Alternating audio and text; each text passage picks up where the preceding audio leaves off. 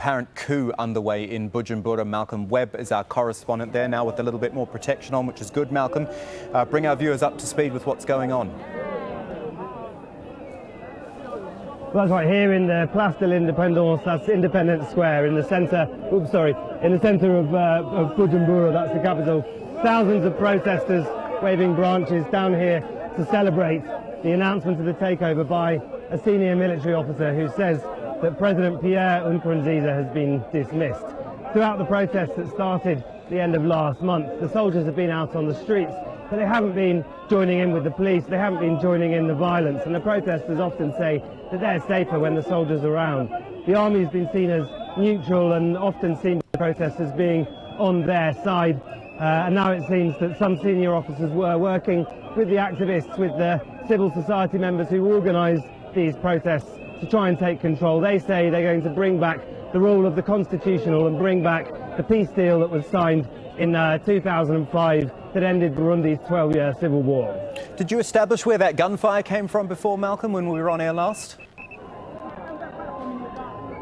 We don't know. It's happened a couple of times in the last 30 or 40 minutes or so since we've been here in the square.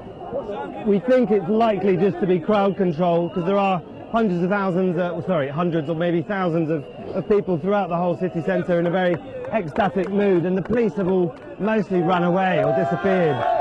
The police were, let's just listen to these guys remember. So the police were seen as being generally on the side of President Pierre Nkurunziza. A lot of them were members of his former rebel group in the civil war. A lot of them disappeared when the army came into town. There were some exchanges of fire between the army and the police, but now the street, it seems, belongs to the people and to the army, of whom there are a few around, but this is very much the people, the protesters, that have taken over the city centre right now. Yeah, it strikes me, Malcolm, that this is not necessarily the democratic result that people were looking for. They wanted to, halt these presidential terms, but it's a result that they'll take anyway. It's difficult to hear exactly what your question was, but I think a lot of the people organising these protests thought that they didn't have the strength to complete this with numbers. And you've got to bear in mind that this is one of the least urbanised countries in the whole of Africa, and the opposition say, the activists say, that everyone in the countryside has already been intimidated by the ruling party's militia, and so they say that most people involved in political opposition have fled or in hiding, so that they couldn't participate in the forthcoming election or even in these current round of protests because they've already been under threat. So it was only this tiny urban population in the capital that was able to take to the streets and challenge the government, but faced with tear gas and increasingly with gunfire, then of course it was becoming increasingly difficult for them to take it by force.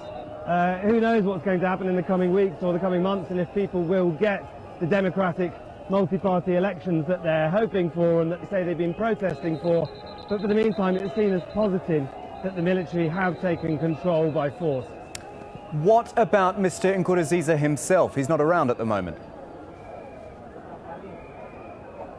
No, that's right. He's in neighbouring Tanzania. He flew there this morning to meet with heads of state, with presidents from the other East African countries. That's Kenya, Tanzania, Uganda and Rwanda. And they were meant to meet to discuss this crisis. People were waiting to see what those four presidents would say to him and if they would call him to not run for the controversial third term, which is what started all of this. Right now he's there. His spokesperson said that it's a joke, the military haven't taken over, and that he's still in control.